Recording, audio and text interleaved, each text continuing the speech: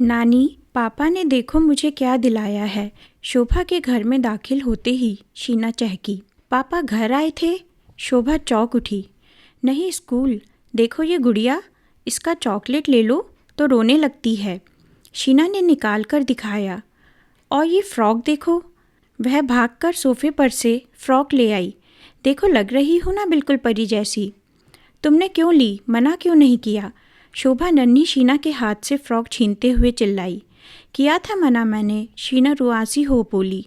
लेकिन फिर मम्मी ने कहा ले लो। क्या मम्मी ने? मम्मी से भी मिले थे? हाँ, पापा ने ही हमें घर छोड़ा। मैंने मना किया। क्या? झल्लाती हुई शोभा अपनी बेटी वीनू के कमरे की तरफ बढ़ी। वेनू अपने कमरे में खिड़की पर बैठी थी। लगता था यदि कोई आधार न हो तो किसी निर्जीव वस्तु की तरह नीचे गिर पड़ेगी। विनीत आया था। शोभा ने अपनी नज़रें वेनू के चेहरे पर टिका दी। वेनू नज़र चुराते हुए बाहर देखने लगी। विनीत आया था क्या? हाँ, अपने शरीर की संपूर्ण शक्ति समेटकर भी वेनू बस इतना ही कह पाई। मैं पूछती हूँ, इन सब बातों का अब क्या मतलब है? शोभा के स्वर में नाराज़गी और क्रोध था, पर वह बेचारगी से उपजा क्रोध था। तुमने मना क्यों नहीं किया? मैंने कहा था ना तुम्हें, ना तुम मिलना ना शीना से मिलने देना। शोभा ने वेनू को झकझोरा। माँ, कोर्ट ने उसे हक दिया है अपनी बेटी से मिलने का। वेनू माँ के हाथ अपने कंधों से हटाते हुए बोली। और तुम्हें घर छोड़ने का भी? रिश्तों को मजाक बना रखा है। पहले ज़बरदस्ती शादी की, फिर तलाक लिया और अब फिर प्यार जतलाने लगा। गुस्से में शोभा व्यवस्थित किताबों को पुनः व्यवस्थित करने लगी। लेकिन सबसे बड़ी मूर्ख तो तुम हो। शोभा किताबें ज़मीन पर फेंकती हुई चिल्लाई। तुम्हें क्या ज़रूरत थी उसके साथ आने की? वह कुछ आगे बोल पाती, उसके पहले ही कॉल बेल के कर्कश स्वर ने उन्हें रोक लिया। संभवतः कोई क्लाइंट था। शोभा अपने घर में ही बने ऑफिस में चली गई। वेनू के लिए यह अच्छा ही हुआ था। इस वक्त माँ के सवालों के जवाब देने की ना तो उसकी इच्छा थी, ना ही उसमें ताकत। वह पुनः खिड़की से बाहर देखने लगी। आकाश काले बादलों से ढका हुआ था। उनमें से ही किसी एक ने शायद उसके जीवन के सूरज को भी ढक लिया था। बाहर ठंडी हवा चल रही थी, पर दुख और ग्लानि में सुलगती वह अपने विचारों में उलझी थी। क्या वाकई मैंने गलत किया? तलाक और विनीत के पुनर्विवाह ने उम्मीद की कोई भी तो किरण नहीं छोड़ी है। फिर वह क्यों उसके सामने आते ही यूं कमज़ोर पड़ गई? क्यों वह उसे स्पष्ट शब्दों में इनकार नहीं कर पाई? पर जिसे जी जान से चाहा हो, क्या कागज के चंद टुकड़े उससे संबंध तुड़वा सकते हैं? और मौसम की नमी वेनू की बड़ी बड़ी आंखों में भी फैल गई।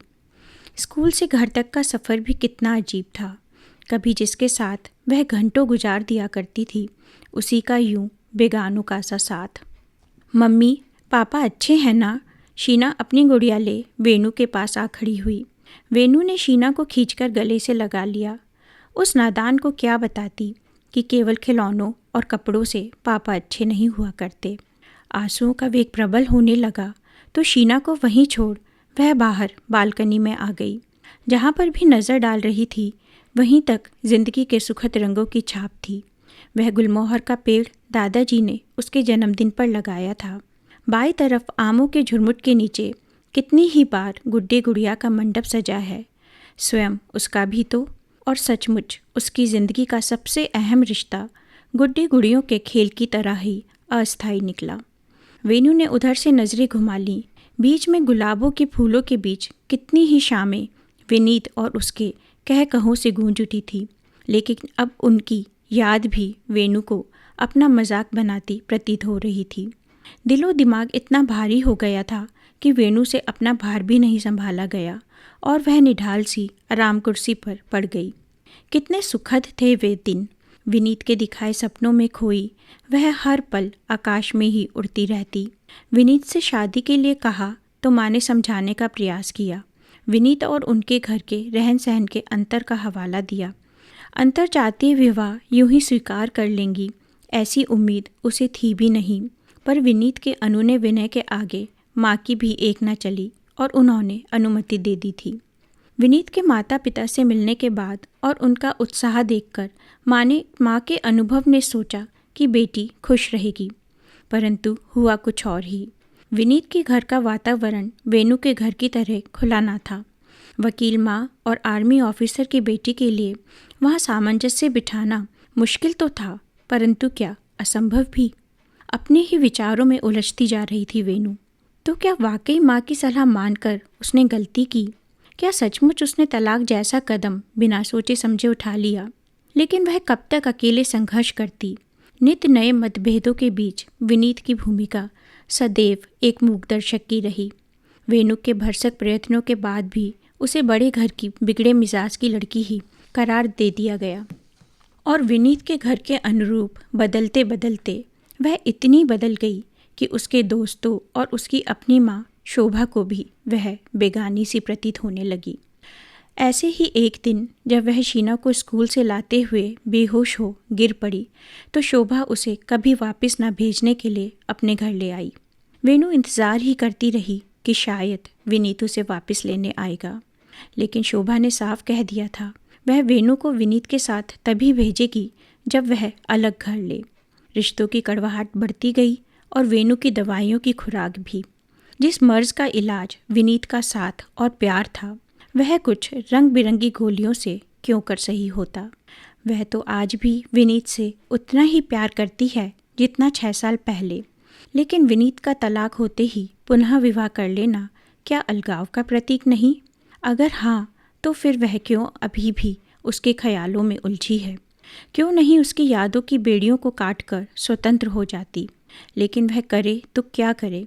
विनीत की यादों को, विनीत को खुद से जुदा कर वह खुद भी तो अस्तित्वहीन हो जाती है।